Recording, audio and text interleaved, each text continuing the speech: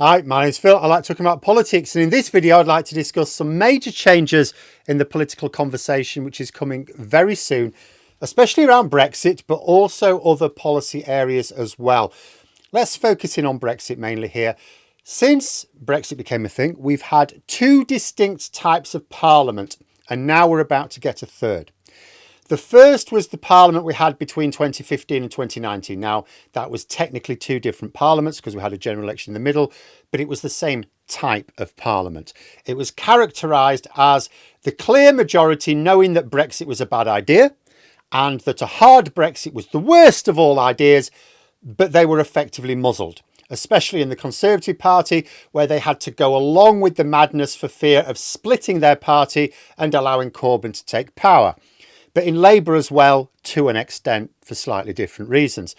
So it was a parliament that would never have gone ahead with the hard Brexit, but couldn't have frank conversations about it either and what the alternative was. Hence the years of deadlock. Then from 2019 to now, we've had a completely different parliament in character. Boris Johnson demanded that all 2019 Conservative candidates had to tie themselves to his specific vision of Brexit. Then he won a majority, which meant that a large majority of Parliament had to be completely wedded to the Boris Johnson vision of Brexit. Doesn't matter that some just pretended. They couldn't claim otherwise. The only Conservative MP who has since come out of the Brexit closet is Tobias Ellwood. He will come out and say, well, should we at least talk about the single market? Should we at least talk about this? But when he does so, he gets zero support from his colleagues. None at all. And we're now going to see a very different type of parliament for multiple reasons. Let us go over the different blocks. So Labour first. Now you may think, well, never mind the Tories. Labour haven't exactly tried to kickstart a frank Brexit debate in the last parliament either. And from the leadership, absolutely not. But there has been no shortage of Labour backbenchers asking questions about Brexit in PMQs as well as other debates. So there's been plenty of discussion from Labour as a parliamentary party on Brexit. It just doesn't gain traction because they were in the minority. But there are two big changes from Labour's point of view coming. The first is that those backbenchers who want to ask real questions about Brexit are going to be the majority next week. The second is that Labour as an entity, which includes the leadership, have to face up to realities. They may not want to talk too openly about some aspects of Brexit, the ones they have no power to do anything about, but they do have to deal with unnecessary barriers to trade. The Tories felt they could get away with the economic damage of Brexit with cover from the media. It didn't work, of course, but Labour cannot even begin to delude themselves that they would get away with the same thing. Not only has it clearly failed for the Tories, but Labour know they get zero covering fire from the media. Quite the opposite, in fact. So Labour need to deliver genuine growth. That has to include making it easier for people to do business. But even the Conservatives may change their tune. Now, this is less clear-cut, but look at it this way. When a government loses power, they are entitled, in fact, they are honour bound, to question the positions they held. After all, some of those positions must have failed to chime with the public. So some have clearly failed. Now, we know that the hardcore Brexiteers are likely to be in the ascendancy in the next parliament, but consider a couple of things. First, there have been so many Conservative MPs stepping down that the party is likely to end up with a load of MPs who weren't MPs in the last parliament. So although I say the Tory MPs in that last parliament had to be completely wedded to the hard Brexit and only Tobias Ellwood stood up and said otherwise, they're going to have different MPs. They're going to have ones who didn't have to sign up to that Boris Johnson Brexit in 2019. So they haven't lashed themselves to the Boris Johnson Brexit. If they choose to do so in the next parliament, well, that is their choice. They are free to say, however, it didn't work. That's our worst ever result. Second, there will be some Conservatives who recognise that Brexit has broken their party, that David Cameron went along with it to try and keep the party together, but it has ended up doing the opposite. Some Tories will see that. They'll see the fact that David Cameron was trying to counter Nigel Farage, and now Nigel Farage is likely to have more political influence than he has ever had. If they want to pull their party together, they may start deciding, actually, we need to start to have a proper conversation about Brexit.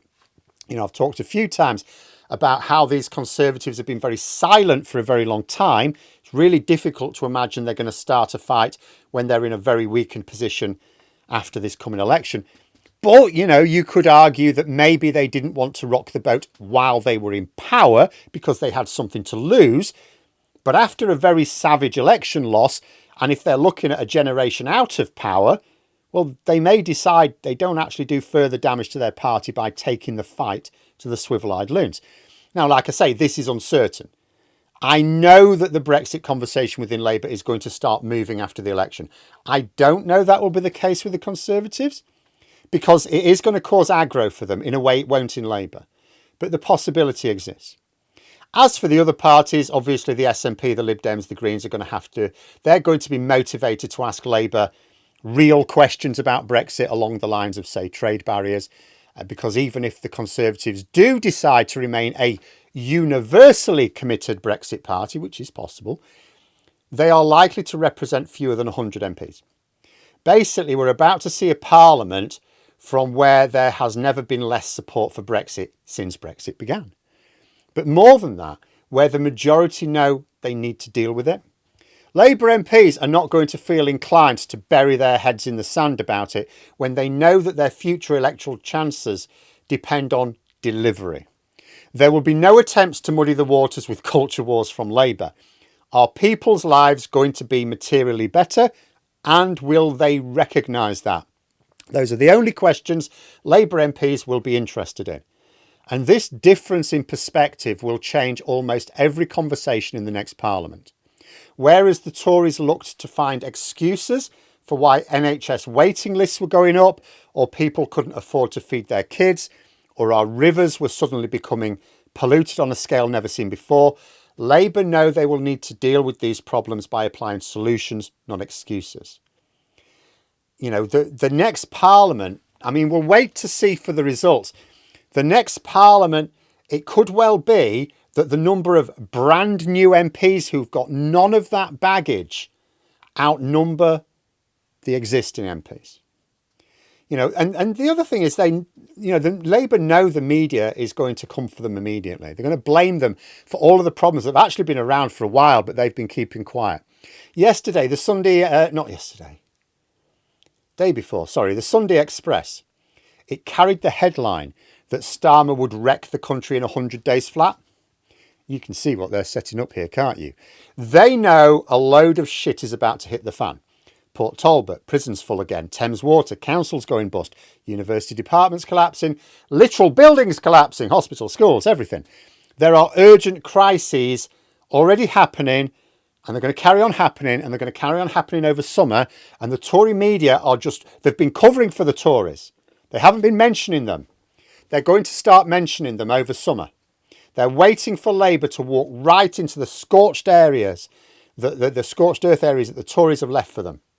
There's going to be a huge change in the nature of political discussion. The media are going to pivot from blaming external factors, covering for the government, to blaming the government. And Parliament is going to pivot from blaming fantasy problems to discussing the real causes of our national decline, because they are not going to try and get away with further decline. You know, we're going to have a very different Parliament next week, with very different MPs, with a very different outlook on things. It will be impossible to suppose that the conversations and debates will not be very different as well.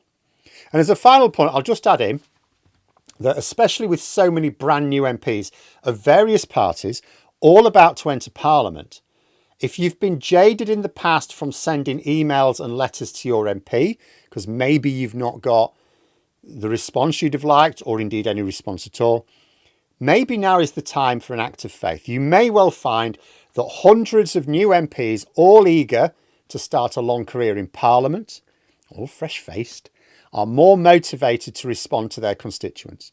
When the election is over, might be a good time to get contacting your MP straight away, be one of the first.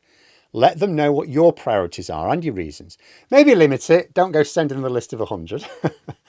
Whether it be a more honest debate about Brexit or immigration, or how they intend to deal with housing and energy, or even how they cannot rely on tactical voting for future elections, and the best way for good MPs to keep their seats long term is electoral reform. Distrust in government has never been high in the UK since polling began on the issue in the 80s. This isn't distrust specifically in the Conservative government, this is any party.